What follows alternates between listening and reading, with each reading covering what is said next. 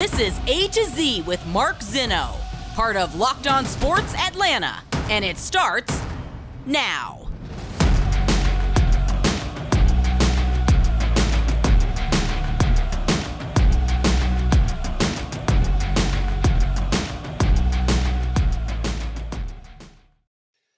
Good afternoon. Welcome to A to Z here on Locked On Sports Atlanta, where today I tell you it's all about control. Welcome in. We are live here on a Thursday, inching closer to a huge weekend in college football and the NFL. Make sure you guys give us a follow on Twitter at Locked On ATL. Of course, I'm at Mark Zinno, MarkZinno. Don't forget to subscribe to the YouTube channel. Give a thumbs up and a like to all the content there. Of course, we are on Roku TV. You guys got an Amazon Fire Stick? However you get Roku TV, download that app. Check out Locked On Sports Atlanta every single day. All right. We got a lot to do today. Some interesting notes about the Falcons and the reaction by the players to the trade of Calvin Ridley, which I think is counter to that of their coach. We'll get to that. Hawks have a big win. They bounced back last night. And, of course, we've got a lot to get to with Georgia and Tennessee because that's where we start. As a lot of sports handicapping and being a sports betting analyst is a big part of what I do outside of the great team here at Locked On Sports Atlanta. And I love covering Atlanta sports. But, when I look at the prism of a game, naturally, one of the first things I do is look at the prism of the point spread and, the gambling angles and everything else, just because it's the way I'm wired. I say all this to say that, when Georgia takes on Tennessee, I really don't have a feel for who is going to cover this game. And I look at both sides of the table here, and it looks like both of them could cover. There's a reasonable way that Georgia could win and cover. There's a reasonable way that Tennessee could win outright. There's a reasonable way that you can see Georgia winning but not covering. So I say all this just because, again, one of the things I do when I look at football more than anything else is I look at game script. How does the game unfold? Where are the advantages that one team has over another? And if I can sort of predict the game script, I feel like I have a better chance to eliminate variance of, what could go wrong in that game script and why one team would win out over another.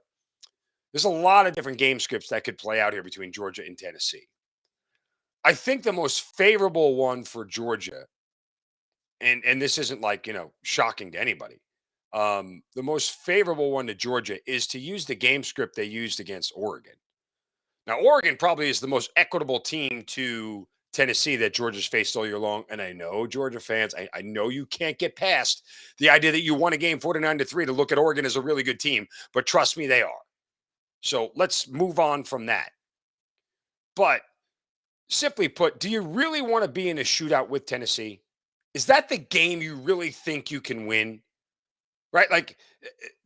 i.e., could you stand toe-to-toe with Mike Tyson in a ring and theoretically win? Sure. Do you have the decided advantage? No, you don't. So there's no reason why Georgia wants to get into a shootout with Tennessee. That's not the game script that they want to unfold. Because if it is, then they've got some real legitimate problems. That's not how I want this thing to go. I think Georgia's best chance at success, more than anything, is to use the Kirby Death March and kill as much time as possible. Go back to, and you guys, again, you didn't watch past the first 15 minutes because Georgia was blowing them out, so you turned the TV off. But go back to that game against Oregon. Georgia's opening drive, 12 plays, 85 yards, 5 minutes, 18 seconds. Touchdown, by the way. Georgia's second drive, 7 plays, 92 yards, 3 minutes, 37 seconds. Touchdown. Georgia's third drive, 6 plays, 56 yards, 346, touchdown. Oh, by the way, that 6-play drive was the shortest drive that ended in a touchdown for the Dogs that day. Last drive of the first half, 8 plays, 70 yards, 336. All in total, Georgia ran 33 plays and ate up 16 minutes of clock. Okay. That's kind of the best, most fortunate game script you can. Because in reality, if you force Tennessee to punt twice in the first half, as long as you score more touchdowns and field goals, as long as you get in the end zone twice and kick a field goal twice, you're up 20-14, worst case scenario, heading into halftime. That's kind of where you want to be to narrow this thing down to a 30-minute football game. In the second half, Georgia went 6 plays, 64 yards for a touchdown, 9 plays, 75 yards for a touchdown, 9 plays, 89 yards for a touchdown before they had their first 3 and out on their very last possession. If they have drives that are shorter than 6 plays that don't result in touchdowns, Tennessee is winning sort of the game script battle. That's the best way I can see this game unfolding. Again, I don't know that standing toe-to-toe with Tennessee and trying to go score for score with them works out in your favor. I don't care how underrated Georgia's offense is. What I do know about Tennessee's offense is they score and they score fast. In fact, I think they're bottom 7. I think they're 7th to last or 6th to last in time possession in the country, and yet they're top 5 in scoring. So they score often, they score fast. And that's really what Georgia has to do more than anything, is just keep the ball out of their hands. Now, I don't think this is a shocking revelation to anybody, but I mean, is there a way that Georgia can get down early and have to fight their way back? Yes, absolutely. Is there a way that Tennessee could get down early? Yes. Can Tennessee fight back? Absolutely. There's a lot of different game scripts here. If I had to pick one team that's in a negative game script that I think is more on the wrong side of it, i.e., which team is less likely to come back? Believe it or not, I would say Tennessee, because if Georgia defensively can exert their will, I don't know that many offenses in the country stand much of a chance. And oh, by the way, if Georgia gets up 17-0, 21-3, whatever it may be, and Tennessee goes in full-on pass mode, guys, being one-dimensional is never, ever, ever advantageous. And Tennessee is predicated a lot on their run game. If you go back and look at why they struggled against Pittsburgh earlier in the year and had to go to overtime, is because Pittsburgh shut down their run game. That's the name of the game for Georgia. Take out the run, force them to be one-dimensional. Even if it is the eventual Heisman Trophy winner and Hendon Hooker dropping back and throwing the ball all over the place. That's really what it boils down to. And I don't know, I don't see a world where that benefits Tennessee. It just doesn't. So, I think when I try to figure out how this game is going to go, and I figure out which way, it will unfold. And I think you'll know this by the first 2 or 3 drives. By the end of the first quarter, you'll get a real sense of what the tempo of this game is like and where it's going to go. But again, I would say Kirby would want to avoid that shootout at all costs. Kirby wants this game to stay under the total. 100% he wants this game to stay under the total. Because, again, if it's going over and the last team to have the ball wins, it's a coin flip. And I don't think you want to be in a coin flip situation against a team that you are better than. Probably decidedly better than, but better than. It's a very, very, it's a tough call, guys. I mean, honestly, it is. And I mean that genuinely. I don't have a real good feel for how this is going to go. So I'll sit back, watch, and enjoy. Now, again, full disclosure, I would put money on Tennessee as the dog just because I'm more inclined to take underdogs. And it's more than a touchdown. You bet numbers, not teams. So if these two teams are as equal as we all think they are, the fact that one of them is getting over a touchdown is the side you should sit on. But doesn't mean Georgia can't win and cover this game. Speaking of winning and covering, Bet Online. It's the fastest and easiest way to check in on all your betting needs.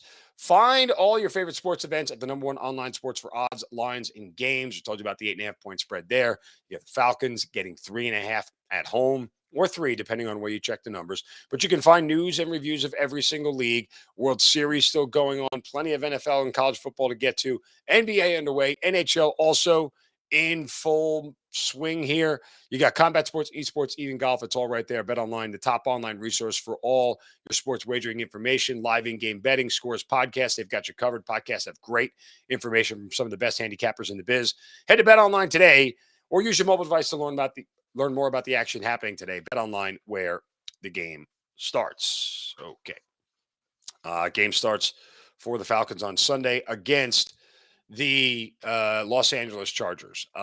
And, the Calvin Ridley trade finally, after it happened on Tuesday, which was the trade deadline, the media got a chance to go speak to Arthur Smith about it and speak to the players about it. And what I found interesting was some of the comments that we've heard from, the members of the Falcons and their coach. We talked to Arthur Smith on Monday, and some of the questions that Jeff Schultz of The Athletic and Mike Rossi of ESPN, those guys were sort of prodding Arthur on, was about culture and chemistry and the locker room and what they've built, and how the fact that they are at this point in time 4-4 is a product of a whole bunch of guys probably playing above their heads, really playing well together as a team, and doing all that, right? So yeah, I think that this is one of those things where you look at the Falcons as a whole and you realize that it's that whole sum of the parts is greater than the whole sort of deal. And that's okay. Now, all that being said, the trade of Calvin Ridley sort of, I guess, divided is not the right word. There was mixed emotions between the players and the coach. Arthur Smith was very curt, as he always is when it comes to things like this. And he basically dodged several questions about Ridley, and did not answer when he asked if there was a possibility that Ridley might have returned to the team after a suspension. Smith just said, quote, "I'm going to focus on the present. Decisions are made. That's the way things go in this business. Not going to deal with rumor and innuendo. We could sit here and continue to play this game, or we could talk about the Chargers," quickly pivoting to the game, which I understand. And based off the heels of what I heard Arthur Smith say on Monday, and based off the idea that Arthur Smith is a guy that really looks for the right players, not necessarily the best players. Because generally the argument is that Calvin Ridley as a receiver is still one of the top 15, maybe top 20 wide receivers from a talent standpoint in this league. I think that's fair, right? Forget the stats and everything else, just purely from a talent standpoint of what we've seen in the field. He's a number one on 20 different teams in this league. That's fair. I think that's fair. Maybe even more than that. So this isn't about talent. There's a difference between looking for the best players and looking for the right ones. Arthur Smith is looking for the right ones, and he's pretty succinct about that. The players, on the other hand, Cordero Patterson, Michael Walker, all gave comment. Kyle Pitts, I'm going to miss him. He's my guy. I still talk to him. Of course, Cordero Patterson wears that free Calvin Ridley T-shirt.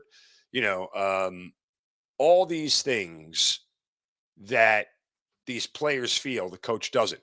But I think there's two things that resonate. One, the players felt good enough to speak out about it because, they're still bought into what Arthur Smith is doing. But two, the coach view and the player view are two totally different things. What Arthur Smith is building and what the players are doing, while they're all focused on the same goal, the prism with they view it, which is different. Arthur Smith got rid of Calvin Ridley because he felt, and I'll speculate a little bit, that his lapse in judgment was a critical error and he could no longer be trusted to be on this team. Right? This isn't the critical error of, running the wrong route, or this isn't the critical error of saying something weird to the media or anything like that. This is a lapse in judgment that Arthur Smith looks at and goes, if I can't trust you off the field, how can I trust you on? Right? That's what it boils down to. Players look at it differently. Guy was suspended. He was doing his thing. whatever. It's a dumb rule. They'll rationalize it any way they want. But Arthur Smith looks at it and goes, "No, I can't have this," and so he's gone. I'd side with Arthur Smith on this. In the 8 weeks we've seen, his track record gives him the support to be able to be sided with at this point in time. So Falcons got a big game on Sunday. I want to thank you guys for making Locked On Falcons your first listen every day. For your next listen, check out the Locked On Sports podcast today. Biggest stories of the day, plus instant reaction, big game recaps, take of the day. Available on the Odyssey app, YouTube, and wherever you get your podcasts. We got to hand out some shovels of wisdom. I want to get to the Hawks with a big win from last night as well. We have some other tidbits out there that are very interesting as we turn the page in the World Series and at the halfway point of the NFL season. But you guys getting that hungry feeling? I am. I had breakfast this morning. Right about time getting lunch. It's time for me to put something in my belly. So what do? I grab my Built Bar. Why? Because it's delicious. It tastes great. It's healthy. It's good for you. It's got 15 grams of protein. It's only 160 calories. And it's in a great new flavor called Cookie Dough Chunk. And the puffs, of course, I've told you about the puffs. They're fantastic. That marshmallowy goodness stuff, it's unreal. If you haven't tried Built Bar Puffs yet, you're depriving yourself of one of life's greatest joys. Covered in 100% real chocolate, Built Bars are the perfect snack. Middle of the day, in between meals, or late at night, before you go to bed, you want something in your belly, but, you don't want to overload with stuff that isn't healthy. Again, 15 grams of protein, the perfect snack. Go to Built.com, snag a box for yourself, stick them in the desk drawer at the office, share them with the family, whatever you like. But when you go to Built.com, use the promo code LOCK15 to get 15% off your first order. Again, use the promo code LOCKEDON15 to get 15% your first order of Built Bars Puffs. All right. We got to get to Shovels of Wisdom here as I am just checking on my reads for the rest of the show so I don't screw this up. Yes, that was quite unprofessional. But hey, you know what? They pay me for my opinions, not my professionalism. Now time for Shovels of Wisdom. Brace yourselves, because it's time for the Shovel of Wisdom.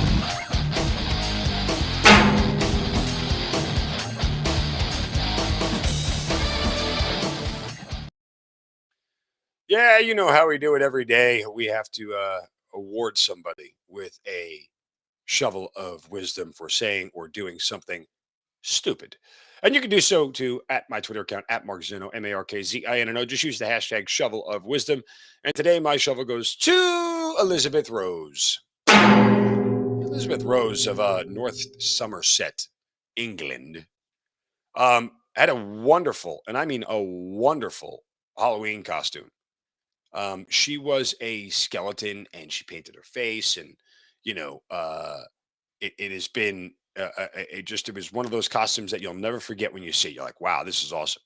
Here's the problem. Elizabeth Rose used a tattoo to put a temporary skeleton on her face. Yeah, guess what? This grandmother, well, couldn't get the temporary tattoo to wash off.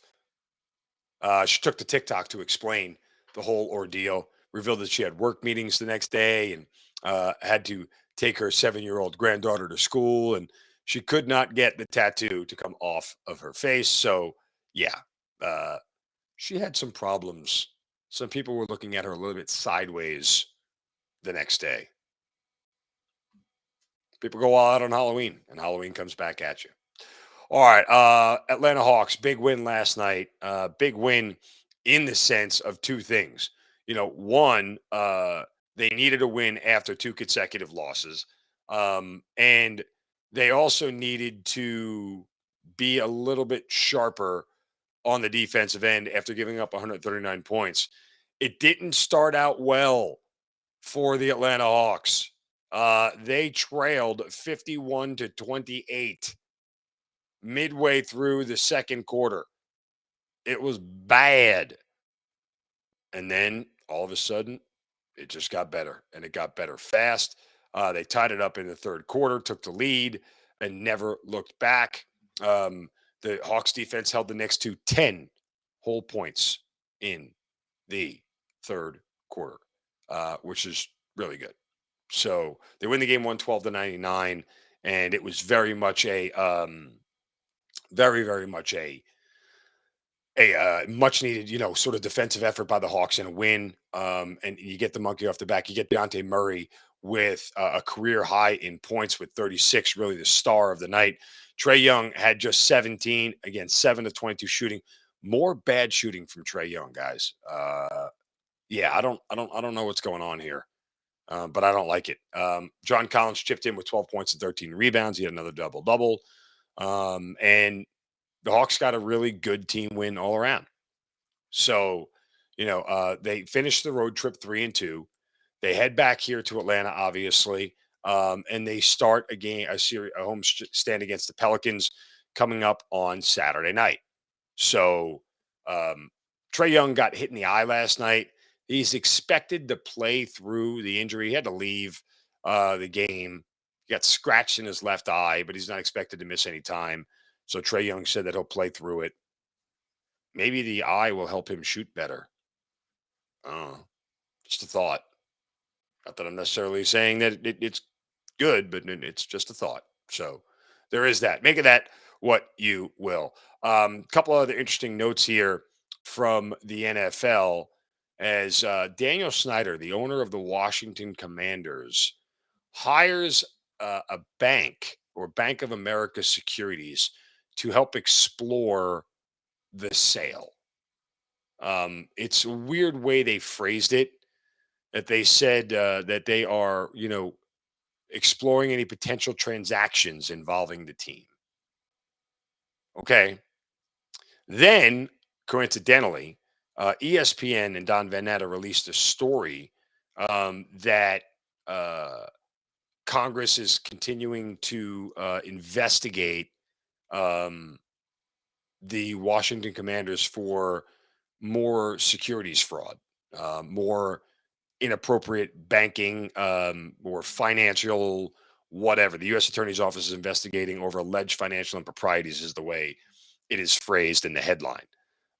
So this came after the Commanders announced that they were looking into somebody to sort of do the sale. Okay. I mean, again, I'm not talking. I'm not even worried about the timing of the whole thing. We're even going to get into it, but there, it's just sort of weird. There's going to be a party when Daniel Snyder sells his team, not only by Washington football fans, but by like owners and everybody else. I don't know what he's going to do when he's done. I don't think it matters because he's going to get like, I don't know, $4 or $5 billion for that franchise. But, it it's not going well over there at all. All right.